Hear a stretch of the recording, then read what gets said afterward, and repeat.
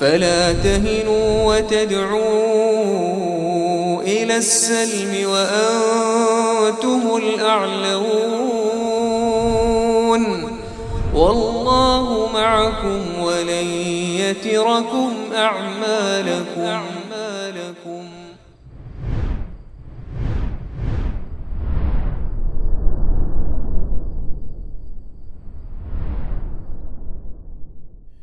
وقال يا أيها الذين آمنوا اتقوا الله حق تقاته ولا تموتن إلا وأنتم مسلمون فإن أصدق الحديث كتاب الله وخير الهدي هدي محمد صلى الله عليه وسلم وشر الأمور محدثاتها وكل محدثة بدعة وكل بدعة ضلالة وكل ضلالة في النار أما بعد.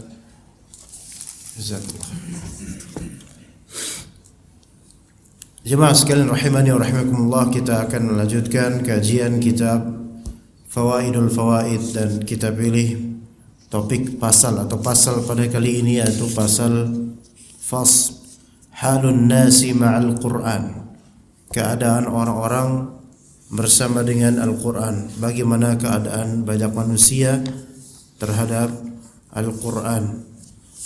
Dan kalau merunut ke judul kajian kita yaitu pengabaian terhadap Al-Quran, yang kita mohon kepada Rabb kita Azza wa Jalla hidayah dan juga taufik agar kajian ini bermanfaat bagi pembicaranya dan juga pendengarnya, sehingga Allah Subhanahu wa taala memberatkan mizan hasanat kita semua. Jemaah sekalian, kata Allah Subhanahu wa taala di surat Al-Furqan ayat ke-30, wa qala ar-rasulu ya rabbi inna qaumi ittakhadhu hadzal qur'ana mahjura. Ya, dalam surat Al-Furqan ayat 30 Allah taala mengabarkan Rasul yaitu Nabi Muhammad sallallahu alaihi wasallam berkata, ya Rabb, wahai Tuhanku yaitu Allah, inna qaumi ittakhadhu hadzal qur'ana mahjura, sesungguhnya kaumku ini telah menjadikan Al-Quran terabaikan, diabaikan, yaitu hajar, pengabaian terhadap Al-Quran. Dan pengabaian terhadap Al-Quran ini ada beragam macamnya, kapasitas dan juga takarannya beragam. Dan Ibnu Qayyim dalam Fawaidul Fawaid atau Al-Fawaid menyebutkan beberapa kategori pengabaian terhadap Al-Quran.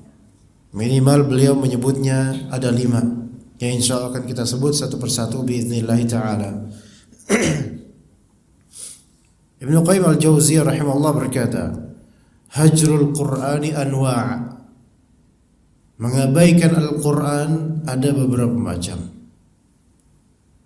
Yang pertama, ahaduha hajru sama'ihi wal imani bih wal isgha'i ilaih. Yang pertama di antara bentuk pengabaian terhadap Al-Quran, hajrus sama', yaitu tidak mau mendengarkan Al-Quran. Ini bentuk kalbu yang mengabaikan Al-Quran, tidak mau mendengar Al-Quran. Dan bentuk tidak mau mendengar Al-Quran, contoh tidak mau mendengar Al-Quran juga ada beragam. Di antaranya tidak mau sholat ke masjid karena ada Al-Quran di sana yang dibacakan. Di antaranya juga tidak berkenan untuk sholat di masjid fulan karena bacaan subuhnya agak panjang padahal hanya 1 halaman. Misal sebagaimana imam tadi 1 halaman surat An-Naba, tapi tidak mau karena panjang, pengen yang lebih pendek, atau bahkan karena panjang itu nggak mau lagi ke masjid dengan alasan seperti itu, padahal panjangnya panjang yang memang sesuai sunnah Nabi SAW dan tidak menyelisihi. Kalau sunnahnya Jumat pagi, Jumat subuh, surat As-Sajdah dan surat Al-Insan. Surat As-Sajdah 3 halaman, 1 rakaat. Surat Al-Insan 1 halaman, hampir 2 halaman bahkan. Hampir 2 halaman. Kalau digabung semuanya. Dan di Masjidil Haram, di Masjid Nabawi setiap Jumat pagi selalu begitu. Kira-kira bisa bertahan enggak 2 rakaat subuh Jumat di Masjid Nabawi dan Masjidil Haram? Bisa. Karena haji mumpung udah bayar umroh mahal. Tetapi yang Allah murahkan untuk bisa ke masjid dekat rumah, kenapa enggak tahan? Nah, karena bacaan Al-Quran. Jangan mengkambing hitamkan bacaan Al-Quran, tetapi lihatlah keikhlasan dan juga hatinya. Ya, tidak mau mendengarkan. Ada juga contoh lain tidak mau mendengarkan Al-Quran, tapi sampel ini yang akan saya sebutkan ini tidak mutlak salah 100%. Yaitu ketika diperdengarkan padanya Al-Quran melalui setelan di masjid-masjid, terutama sebelum Jumatan, di setel Al-Quran, ya. Atau sebelum subuh, ya. Kalau di sini setel nggak cuma di masjid ini, tidak ya? Tidak. Ya, jadi anak kalau mau ngomong ini bebas ya. Takutnya anak bicara seperti ini ternyata masjid ini pelakunya juga. Nah, ini repot ini ya. Tapi kita bicarakan secara keilmuan.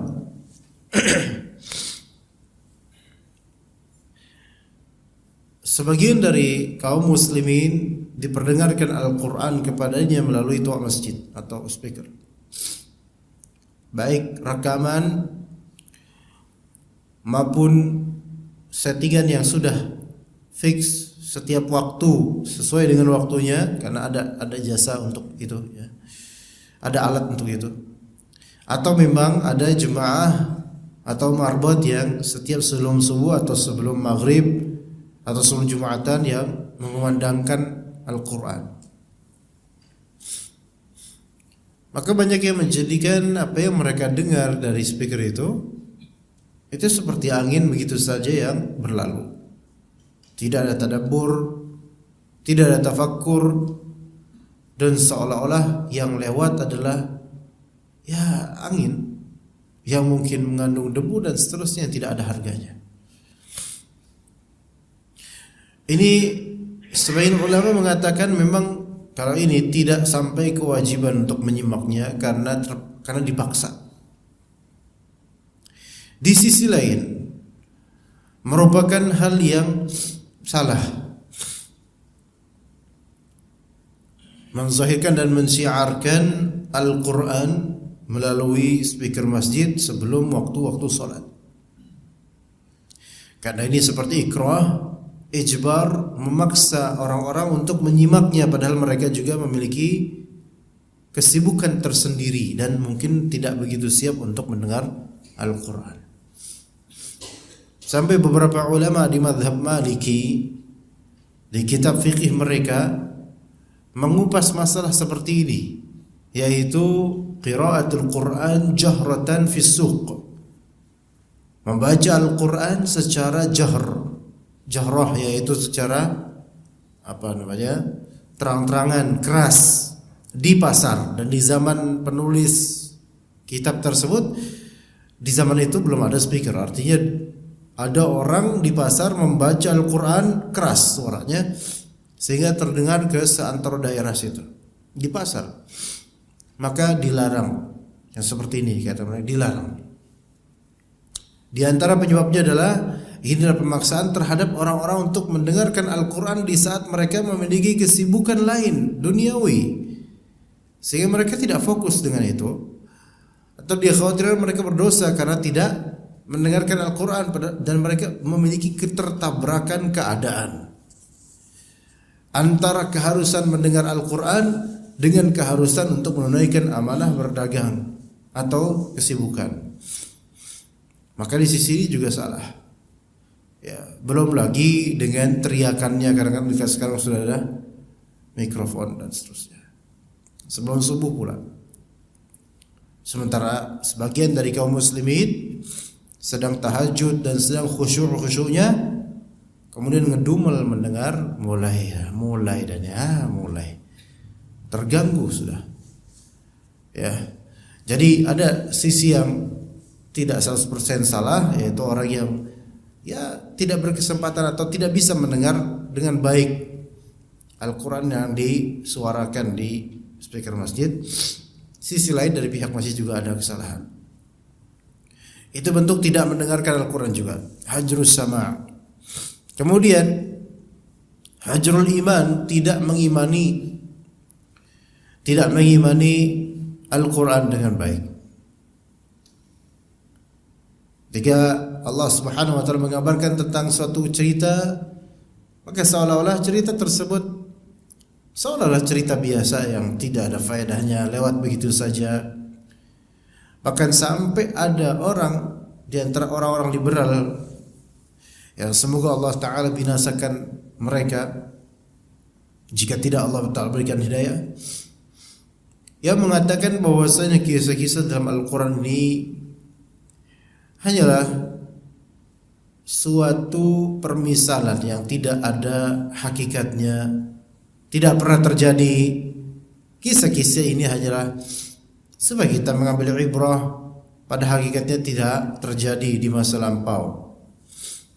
Kalimat-kalimat seperti kalimat kufur. Kalimat kufur karena menuding Allah Subhanahu wa taala, mengarang cerita-cerita ini tidak ada hakikatnya.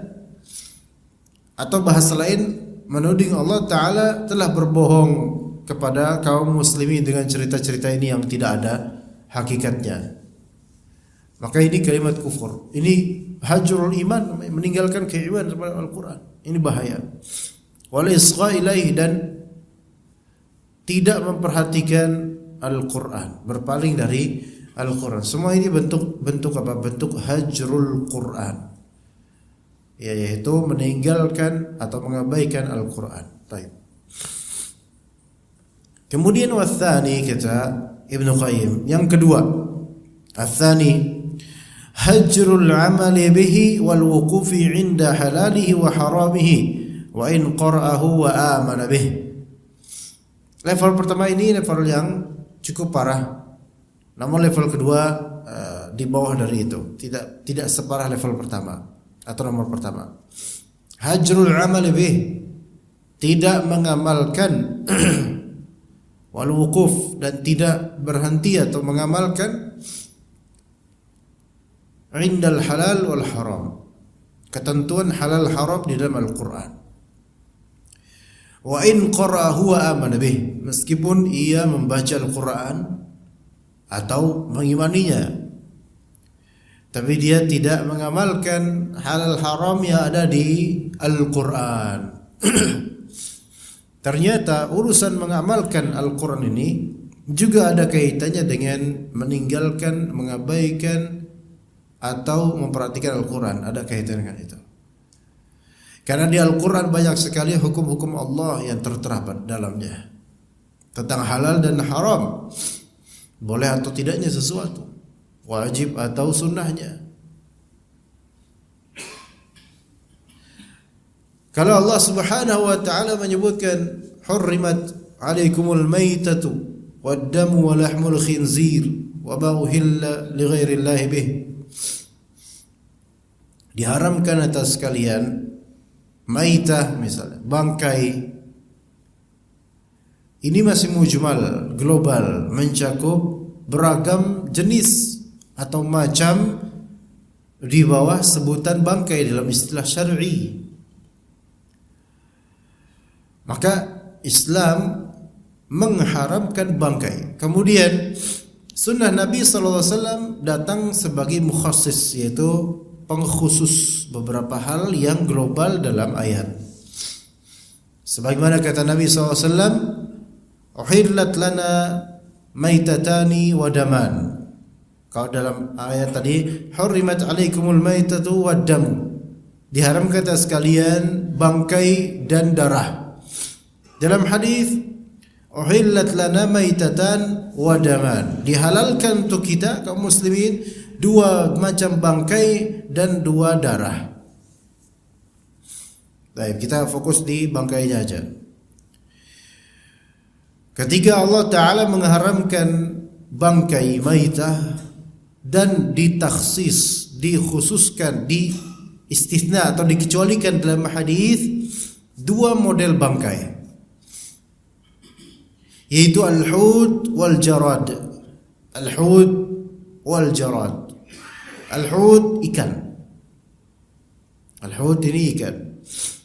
Dan ikan ini baik ikan di laut maupun ikan di sungai atau air tawar. Al-muhim ikan. Ikan dan yang sejenis dengan ikan atau serupa dengan ikan dari segi apa? Dari segi tinggal mayoritasnya di air.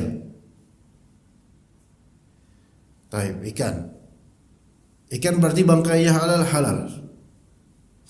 Kemudian yang kedua al-jarad, yaitu belalang. Belalang dengan beragam jenis belalang. Belalang dengan beragam jenis belalang. Anda nggak tahu kalau walang sangit itu belalang atau enggak, Pak? Sebenarnya, Pak. Nama sih memang belalang, tapi walang sangit kira-kira belalang bukan, Pak? Belalang. Iya, sok mangga. Ya, kalau mau bau ya silakan. Ya kalau tega dengan diri sendiri silahkan makan itu.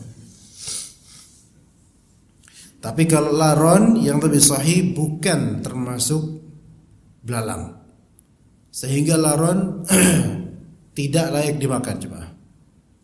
Walaupun kata sebagian dari orang enak baunya, dibakar enak. Ya tapi ngapain makan laron? Ya, Insya Allah banyak makanan di sana, jajanan banyak. Ya nggak usah nangkapin laron sampai. Taib, berarti itu dihalalkan. Maka ini masalahnya banyak orang yang menerabas keharaman yang memang dalam Al-Quran disebutkan hurrimat alaikumul maitah, diharamkan atas kalian bangkai. Bangkai yang haram ya selain yang tadi 2 itu. Ya. Dan maitah itu adalah ma lam yudhbah bidzakatin syar'iyyatin, yaitu binatang yang tidak disembelih dengan penyembelihan yang syar'i. Ini mencakup apa? Mencakup seluruh binatang selain ikan. Kalau ikan nggak perlu sembelih, ya, dan belalang. Seluruh binatang yang mati tidak dalam keadaan disembelih secara syar'i, baik yang disembelih memang tapi tidak syar'i atau yang memang tidak disembelih. Disembelih tapi tidak syar'i ada. Contohnya apa? Contohnya disembelih untuk penghuni pohon bambu. Kalau penghuni rawa bambu nggak apa-apa. Kalau penghuni rawa lumbu ya nggak apa-apa. Itu orang ya buat tamu mungkin. Ini penghuni pohon bambu, penghuni pohon beringin, penghuni kuburan. Untuk kiai fulan yang ada di kuburan ini disembelih di kuburan itu. Maka ini penyembelihan tidak syar'i karena mengandung niatan syirik. Meskipun pakai bismillah, tapi kalau niatannya untuk jin atau persembahan terhadap mayit atau sengaja persembahan terhadap raja di hadapannya, maka yang seperti ini syirik. Maka tidak apa? Tidak sah penyembelihannya, dan binatang itu ketika mati dia menjadi bangkai. Berarti najis. Efek najisnya itu berefek dari mana? Dari niatan yang syirik. Ya begitu. Jadi itu tidak boleh dimakan. Makanya kalau kita menemukan nasi tumpeng atau sesajenan dan di situ ada dagingnya, dan kita menemukan itu di pojok sawah atau di pohonan tertentu, dan kita tahu urufnya ini biasanya untuk jin, maka bagian dagingnya nggak boleh dimakan.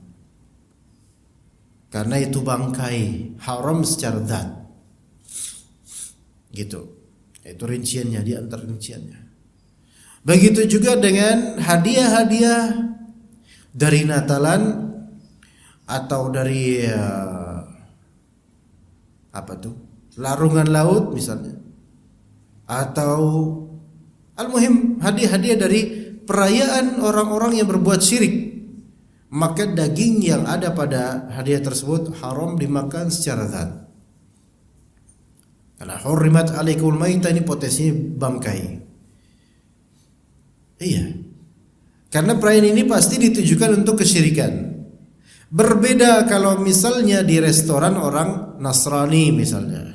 Ini restoran orang Nasrani, cooknya kokinya juga orang Nasrani misalnya. Masak daging juga. Maka dibolehkan dalam surat Al-Maidah, dibolehkan makanannya orang ahlul kitab. Tanpa kita nanya dulu, pakai bismillah enggak usah nanya gitu, khalas dibolehkan dalam Islam. Selama tidak dalam rangka kesyirikan, tidak dalam rangka perayaan atau occasion yang ada kesyirikannya. Ya begitu ya jemaah.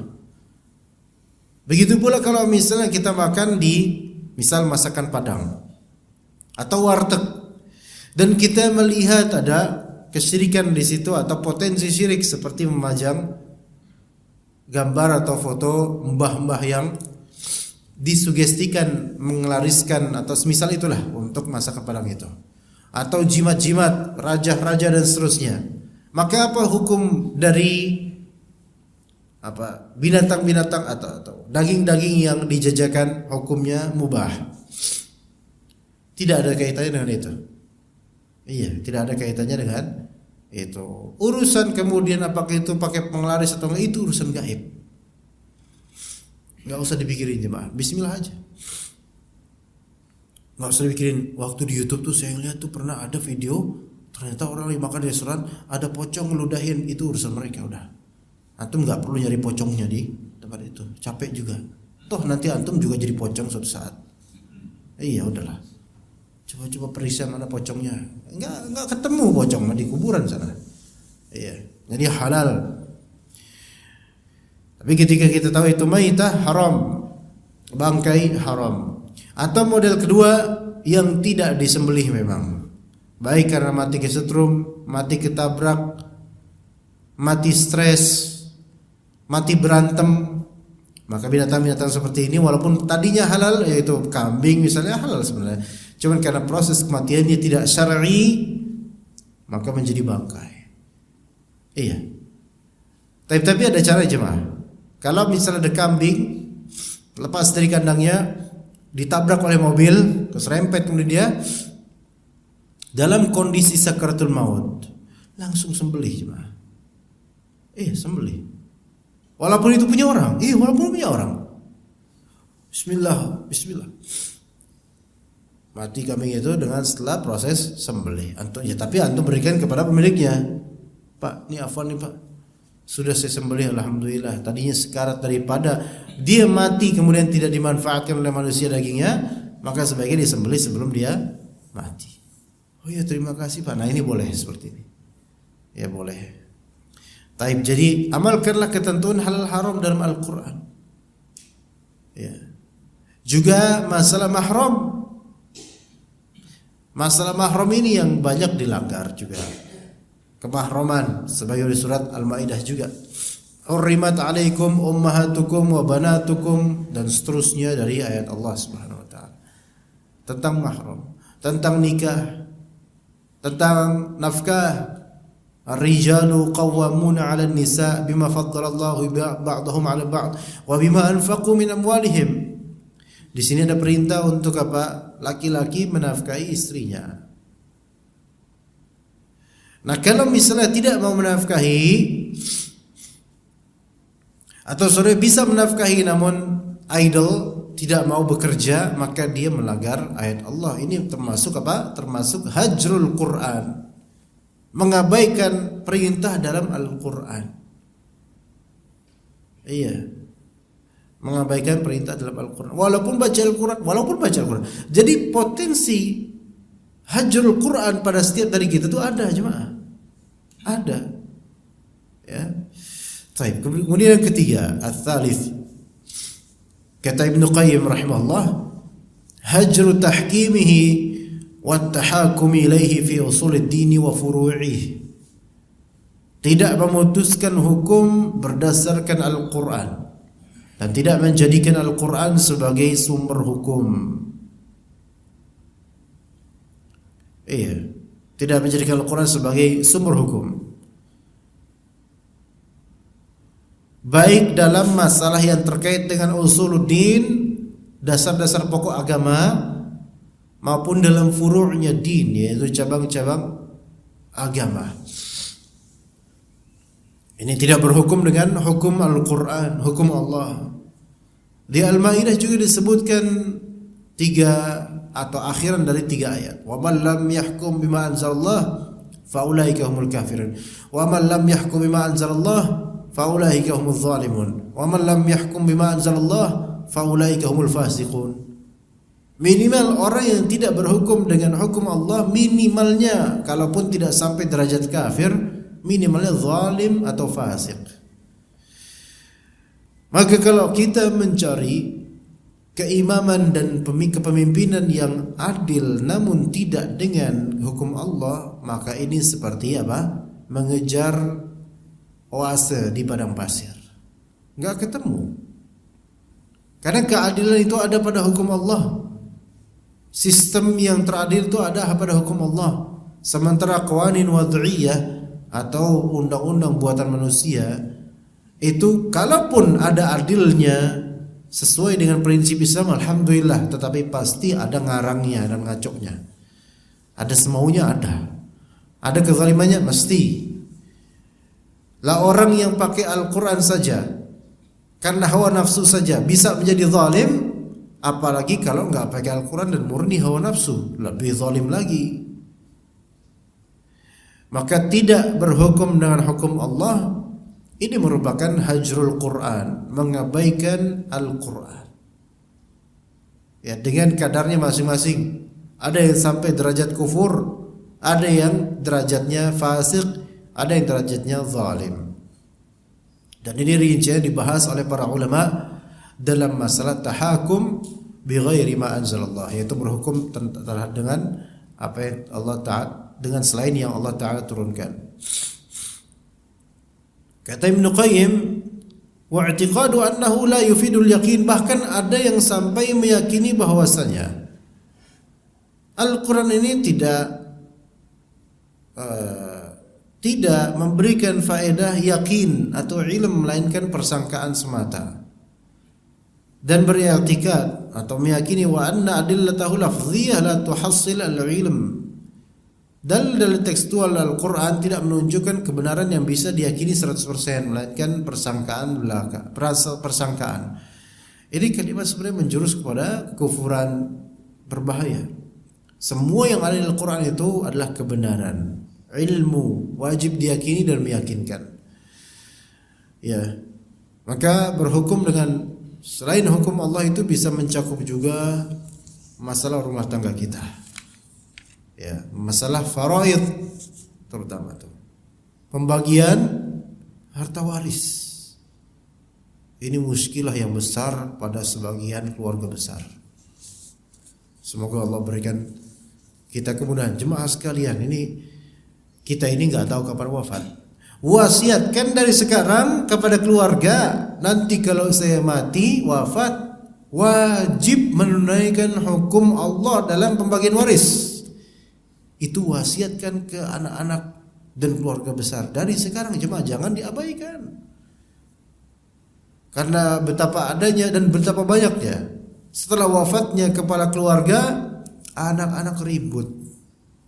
Pasti karena tidak pakai syariat Allah, pasti rata-rata gitu. Keributan yang terjadi pasti karena tidak pakai hukum faraid, atau minimal tidak mengundang dai yang kompeten dalam ilmu ini kemudian menyebutkan hukum-hukumnya.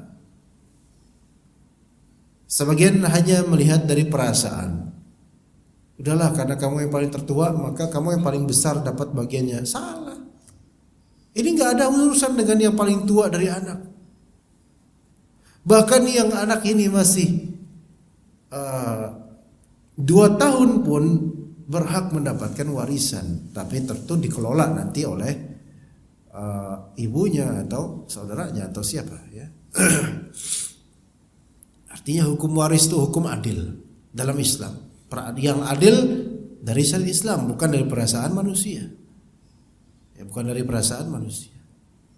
Bahkan ada pula ibu yang merampas mayoritas harta warisan anak-anaknya dengan alasan karena kan ini istrinya, orang paling dekat dengan almarhum.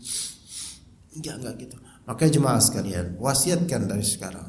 Ya, kita nggak tahu kapan kita wafat, bukan berarti ini mendoakan cepat-cepat, bukan. Tetapi bilang ke keluarga, istri, anak, didik mereka, bimbing mereka. Kalau nanti babe pulang atau kembali kepada Allah, maka wajib atas kita semua, kalian semua, untuk membagi warisan ini sesuai dengan hukum Allah. Karena harta ini milik Allah, hisabnya ada pada Allah. Akan ditanya nanti, akan ditanya. Dan cepat-cepat dalam membagi harta waris. Ya, dan jangan membagi harta waris sebelum ditunaikan hutang atau wasiat.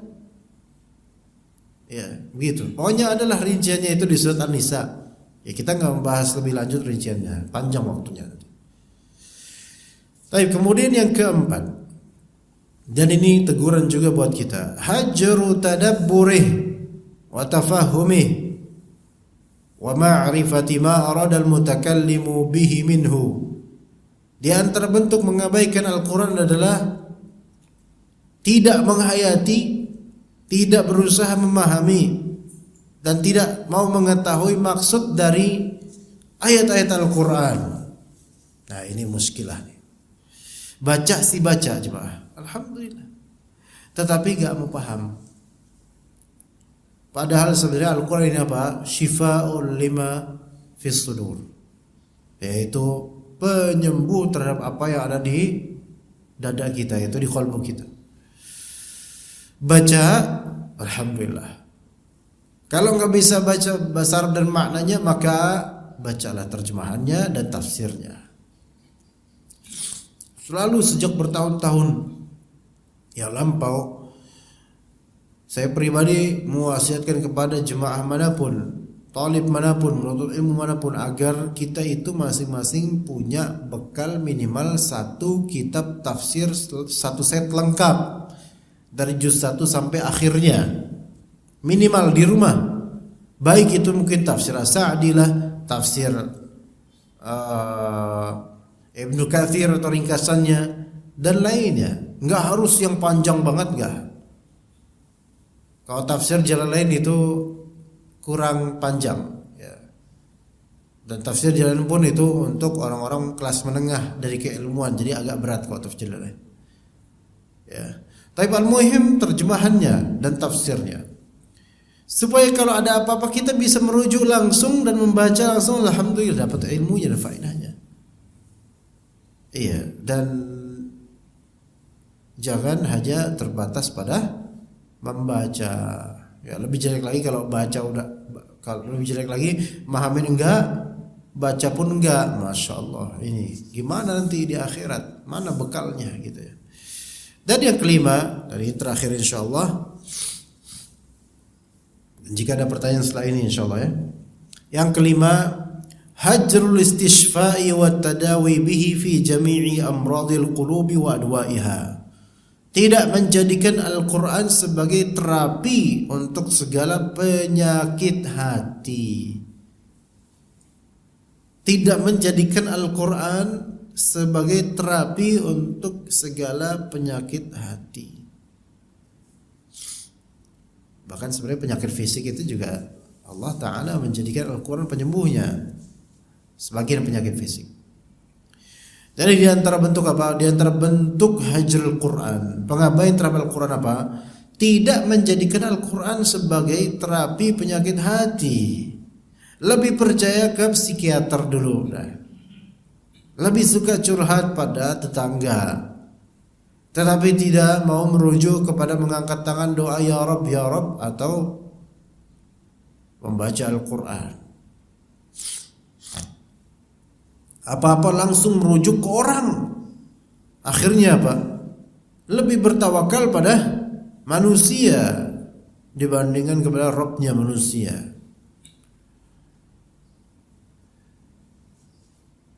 Misalnya kalau di daerahnya ada setan, ada apa ya. Lihat di kampung-kampung itu kalau misalnya ada teror dari jin-jin tertentu, kadang kalau misalnya yang wafat itu adalah orang yang dikenal jelek, yang wafat adalah dukun. Kepercayaan sebagian orang apa? Gentayangan. Itu cerita banyak itu di desa-desa itu kan ya. Mungkin jemaah ada juga yang pernah mengalami itu. Situasi mencekam, kalau malam makin sepi karena khawatir nanti itu bangkit kemudian gentayangan. Coba lihat orang-orang itu di desa rata-rata ketika terjadi gentayangan kalau memang benar, mereka rujuknya kemana?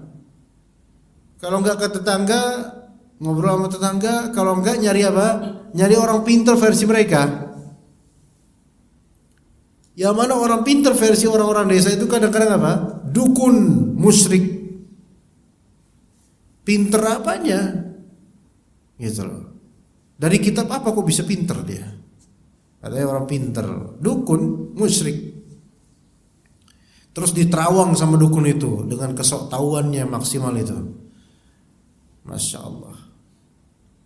Tapi coba kalau ketemu jin-jin itu, baca Al-Quran ayat kursi, yakin kabur, yakin. Tapi Ustaz ada yang baca ayat kursi, cuman setannya malah makin berani. Itu emang yang bacanya yang bahlul itu. Imma tajwidnya gak benar, atau dia baca tapi gak yakin sama apa yang dia baca. Makanya setan pun menelaah, ini orang mah di lidah doang dia baca, hatinya gelagapan. Akhirnya apa? Tetap aja tuh setan nyantronin orang itu. Beneran Pak? Gak berani setan dengan Al-Quran, gak berani. Adapun kasus-kasus yang dia udah baca, lihat aja bacanya belepotan, itu satu. Kedua membaca Allah takut kemudian deg-degan ya, hampir copot dari tempatnya jantungnya itu. Ya sama aja ini mah, ini seperti nggak membaca Al-Quran, lafalnya terbat hancur-hancuran. Maka ke Al-Quran dulu untuk menjadi obat penyembuh untuk semua itu. Iya. Ya, jadi di antara bentuk hajrul Quran atau mengabaikan Al-Quran adalah tidak menjadikannya sebagai obat utama untuk penyakit kalbu. Maka siapa yang sedang sakit kalbunya, kembali ke Al-Quran. Yang melihat anaknya kok tidak sesuai harapan, kembali ke Al-Quran.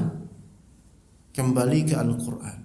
Lihat kisah-kisah di Al-Quran. Siapa yang kemudian melihat istrinya kok kayak gini ya, padahal dia soleh kok sekarang kayak gini misalnya. Padahal saya udah berusaha soleh tapi kok istri saya kayak gini. Kembali ke Al-Quran coba. Di Al-Quran pun ada kisah. Coba di surat At-Tahrim ya, tentang kisah pendek istrinya Nabi siapa? Nabi Lut. Istri yang ini yang tidak taat pada suaminya. Istri Nabi Lut alaihissalam malah membocorkan rahasia ya, anak-anak yang durhaka pada orang tuanya. Ada juga di Al-Quran dikisahkan. Jadi ketika kita melihat di masa lampau ada kisah-kisah yang Allah legendakan dalam Al-Quran dan itu hak terjadi, itu kemudian kita merasa apa? Masya Allah, kita ambil pelajaran di sini. Bahwa hidayah itu milik Allah. Istrinya Nabi saja ada yang kayak gitu. Anaknya Nabi saja ada yang seperti itu. Maka kegagalan itu bukan di apakah anak kita sukses atau enggak, tapi kegagalan itu ada di kita istiqomah atau enggak mendakwahkan anak dan istri. Tapi mungkin pas insyaallah untuk materinya. Sebentar lagi syuruk insyaallah. Jika ada yang ingin bertanya maka dipersilahkan, jika tidak ya mau apa lagi jemaah ya, kita cukup kalau misal tidak ada pertanyaan. Silakan tafadhol jika Bapak ada yang mau bertanya. Waalaikumsalam warahmatullahi. Silakan Pak. Hah? Katak. Oke, ya. Baik Pak, jazakallah khair Pak atas pertanyaannya. Masalah katak atau kodok, masalah halal atau haram ini masalah yang diperselisihkan oleh ulama. Diperselisihkan oleh ulama. Ya, kita untuk masalah-masalah furu' seperti ini juga perlu jujur mengungkapnya, apalagi di masa sekarang yang mana internet mudah digapai ya. Masalah khilafiyah di antara ulama. Ada yang mengharamkan, ada yang menghalalkan. Ya. Nah, dalam mazhab Syafi'i apa? Halal. Dan sebagian ulama Hanbali mengharamkan. Baik, kita kembali dulu ke dalil dulu. Bahwasanya Nabi sallallahu alaihi wasallam melarang membunuh apa? Kodok atau katak. Di sini disamakan aja. Kalau sama katak disamakan coba. Karena apa?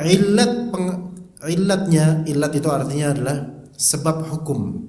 Sebab dilarang membunuh adalah apa?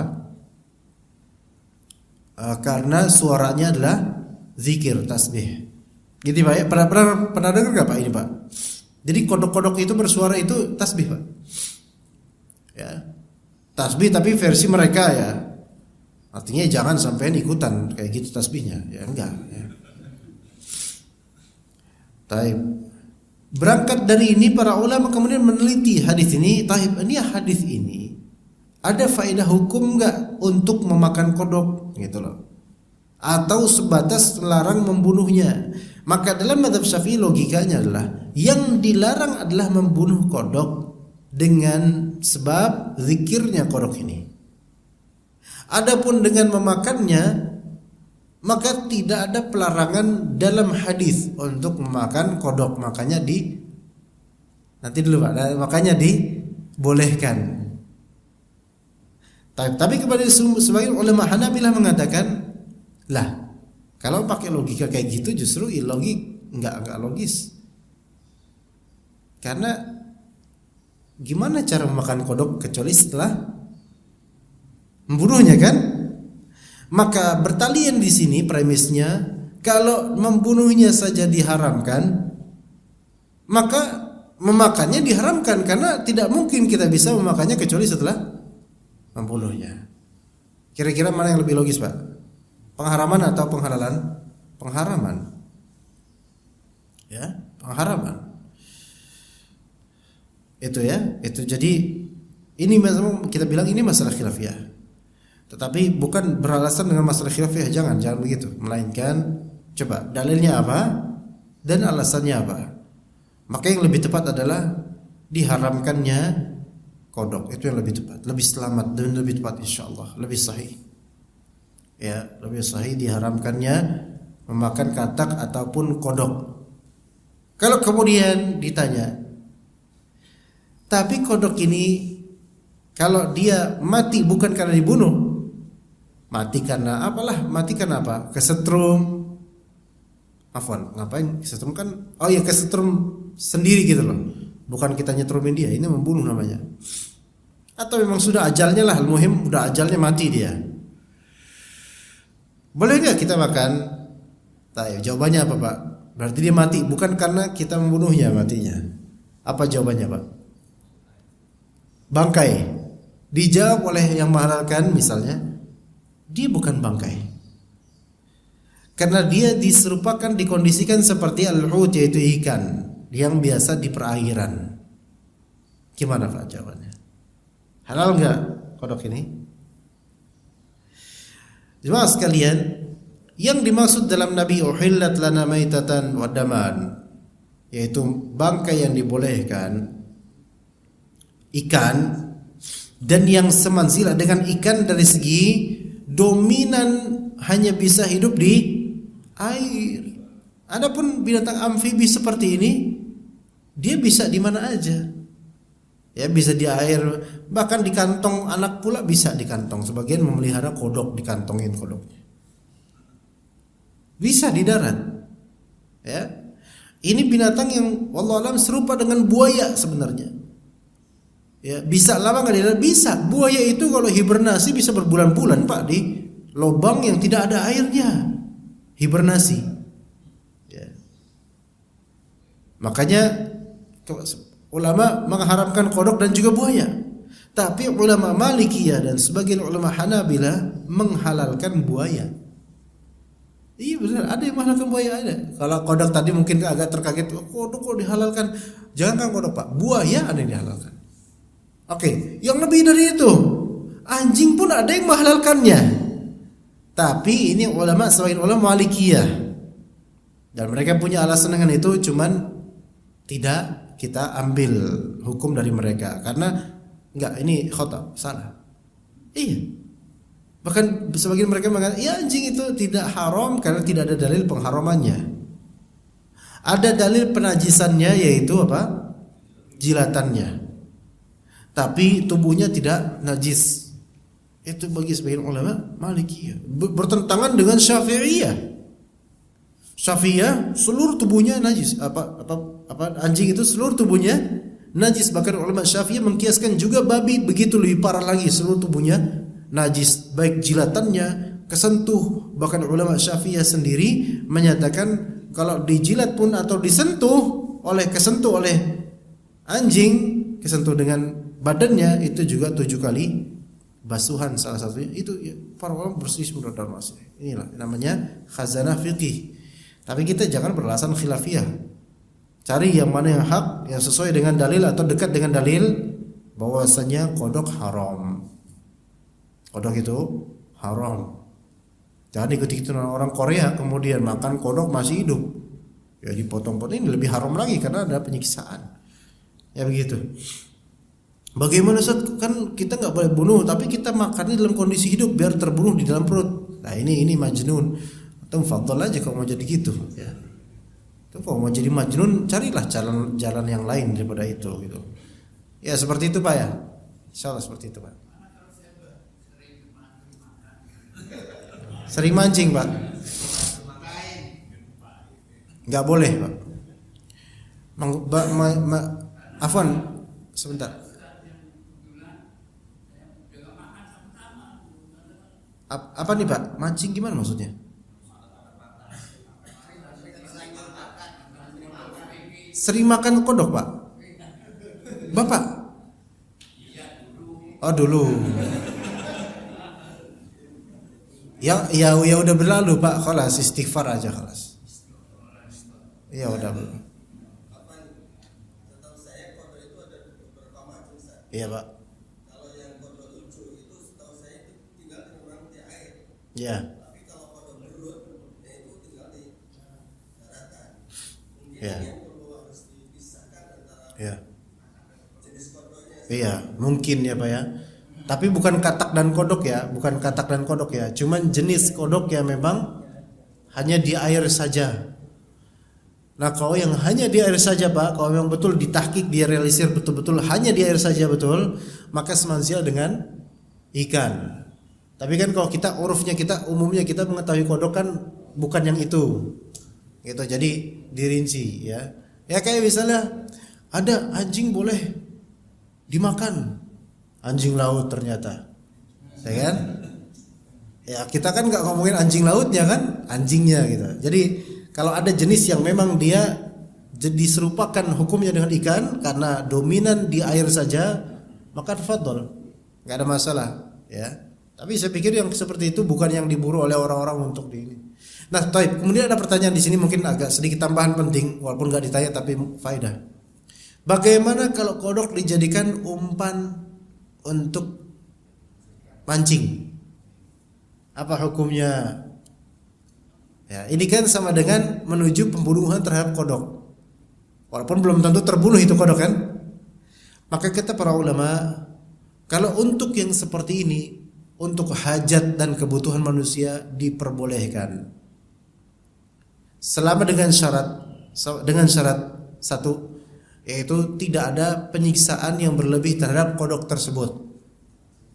Contoh, dia dijadikan dikairin, emang kalau ditusuk gitu mungkin nggak, ya mau gimana lagi, harus digituin ya.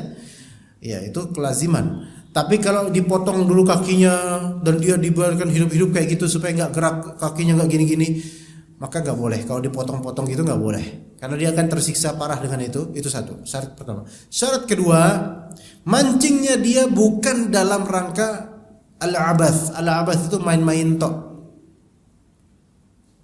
Bedakan antara orang yang mancing supaya dapat ikan dengan cuman main-main doang. Termasuk bentuk main-main, dia pakai kodok nih, kemudian dilahap sama ikan, dapat nih, terus di main-main ikannya dilempar lagi, dinilai kodoknya. Itu kodoknya protes itu. Wah, saya dihinakan dengan cara seperti ini, kata kodoknya. Ya. Artinya ini bukan buat apa? Intifa, mengambil manfaat dari ikan-ikan itu. Maka itu nggak boleh. Ya, jadi dua syaratnya. Asal pertama, kodoknya tidak disiksa berlebihan, cukup ditusuk dengan kail aja. Dan yang kedua, tidak dalam rangka main-main dalam mancing. Adapun kalau misalnya dia memang walaupun ngevlog YouTuber ya, kemudian memang dia nyari ikannya, terus dibawa ikannya, maka boleh, nggak masalah. Terus gimana kalau ketika dia dicaplok ikan, terus kita bongkar dan dia kodok itu masih hidup tapi keadaan parah, dan kita udah selesai mancing, maka wajib membunuh kodok ini. Kenapa wajib? Kan nggak boleh membunuh kodok, dia dalam keadaan sekarat. Jangan biarkan kodok ini selalu disiksa. Maka bukan wajib, salah. Boleh membunuh kodok ini, bukan wajib. Boleh membunuh kodok ini karena untuk meringankan sakitnya dia. Kata para ulama, diperbolehkan bagi kita melihat binatang yang tersiksa dan tidak tahan kita melihatnya untuk membunuhnya agar ringan penyiksaannya, selama binatang tersebut binatang bebas dan bukan milik orang. Ya, kalau mikir orang jangan. Ngelihat apa? Ngelihat anjing orang, kesian nih muka anjingnya, kesian nih kayaknya. Bunuh aja lah gitu. Jangan. Ya, jangan. Wallahu alam, kita cukup sampai sini aja insyaallah. Wassallallahu ala nabiyina Muhammad wa ala alihi washabbihi ajma'in. Subhanakallahumma bihamdika asyhadu an la ilaha illa anta astaghfiruka wa atubu ilaik. Assalamualaikum warahmatullahi wabarakatuh.